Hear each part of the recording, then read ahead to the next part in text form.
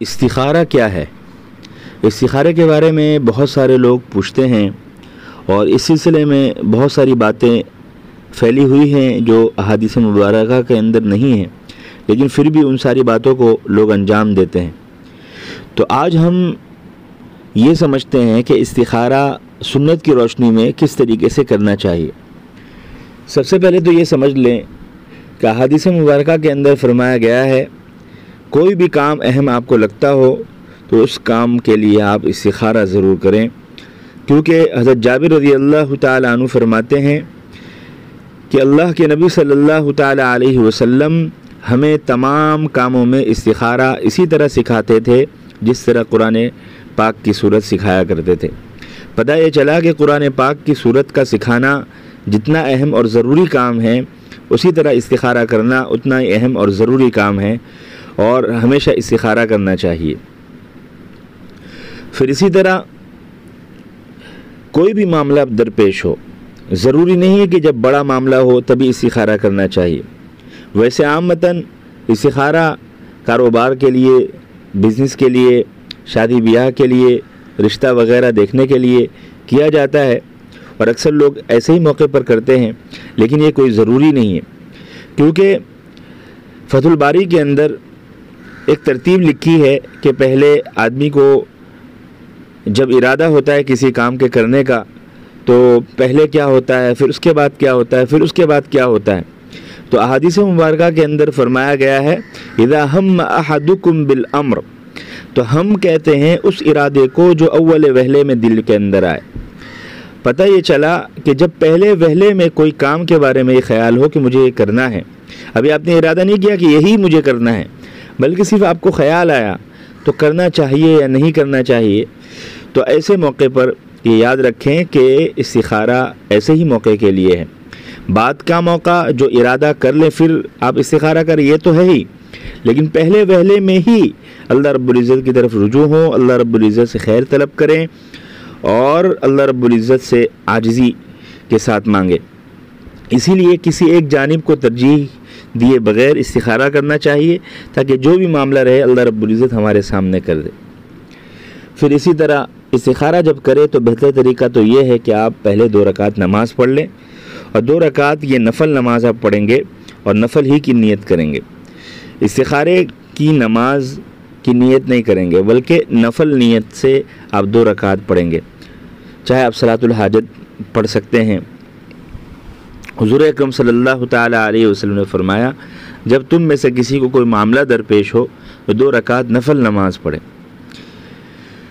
پھر نماز کے بعد یہ دعا مانگنا چاہیے اللہم انی استخیرک بعلمک واستقدرک بقدرتک واسألک من فضلک العظیم فإنک تقدر ولا اقدر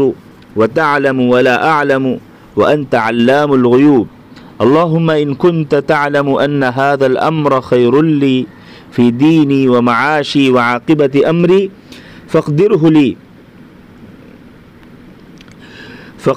لی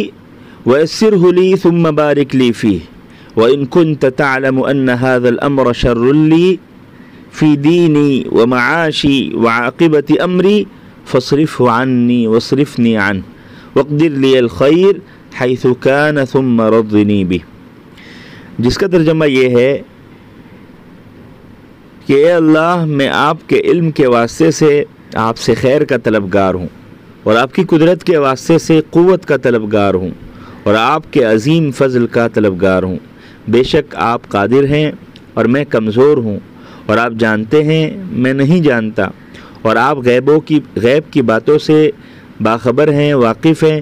اگر آپ کے علم میں یہ کام میرے دین، میری معیشت اور انجام کار میں بہتر ہو تو اسے میرے لیے مقدر فرما دیجیے، اور اے اللہ اسے میرے لیے آسان فرما کر میرے لیے اس میں برکت اور خیر ڈال دیجیے۔ اور اگر آپ کے علم میں یہ معاملہ اور یہ چیز اور یہ امر میرے دین، میری معیشت اور انجام کار میں برا ہو تو اس کو مجھ سے اور مجھ کو اس سے ہٹا دیجیے اور میرے ذہن سے اس کا خیال نکال دیجیے، اور میرے لیے خیر کو جہاں کہیں ہو مقدر فرما دیجیے، پھر مجھے اس پر راضی فرما دیجیے۔ تو اس کے اندر ان ھذا الامر کا ایک جملہ ہے اس کو کہتے وقت جو بھی حاجت ہو اسے پیش کرنا چاہیے اور اس کو دل میں لانا چاہیے، زبان سے اظہار کر دے تو بھی چلے گا، کوئی حرج نہیں۔ پھر اسی طرح جب ہم استخارے کی دعا مانگے تو صرف دعا کے الفاظ پڑھنا نہ ہو، بلکہ اپنی محتاجگی اور اپنی بے کسی کا بھی سامنے سے اظہار ہو۔ لہذا دعا پڑھنا نہ ہو بلکہ دعا مانگنا ہو۔ اس لیے جب بھی آپ استخارہ کریں تو خاص طور سے پہلے اس کا ترجمہ پڑھ لیں، تو آپ کو اس سے بہت زیادہ آسانی ہوگی۔ نہیں پڑھ سکتے تو کم سے کم سمجھ لیں، سمجھ بھی نہیں سکتے کسی سے تو کسی سے سن لیں کہ اس کا ترجمہ کیا ہے۔ حضور اکرم صلی اللہ تعالی علیہ وسلم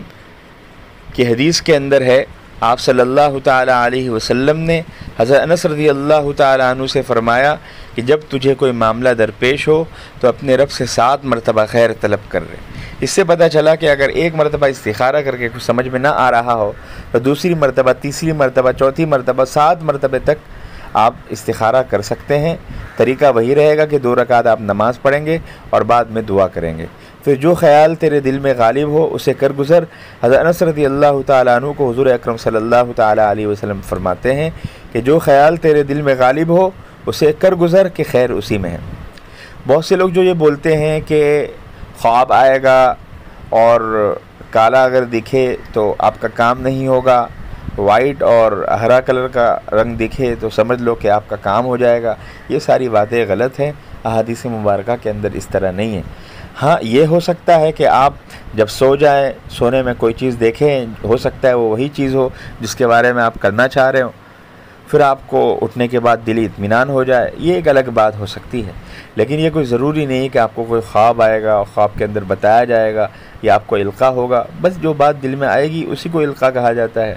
جب دل میں آ گیا کہ اب مجھے یہ کرنا ہے، اور اگر دل میں نہ بھی آیا اور اگر آپ نے کوئی کام کرنا شروع کر دیا ہے تو یہ سمجھ لیجئے یہ جو کام ہو رہا ہے آپ کا، یہ اللہ رب العزت ہی کی طرف سے فیصلہ ہو چکا۔ کتنی مرتبہ ایسا ہوتا ہے کہ ہمارے پاس وقت نہیں ہوتا کہ ہم نماز پڑھیں یا استخارے کی دعا مانگیں، تو آدمی کو کیا کرنا ہے، فوری کام ہے، تو آپ کیسے استخارہ کریں؟ تو حضرت ابوبکر صدیق رضی اللہ تعالیٰ عنہ فرماتے ہیں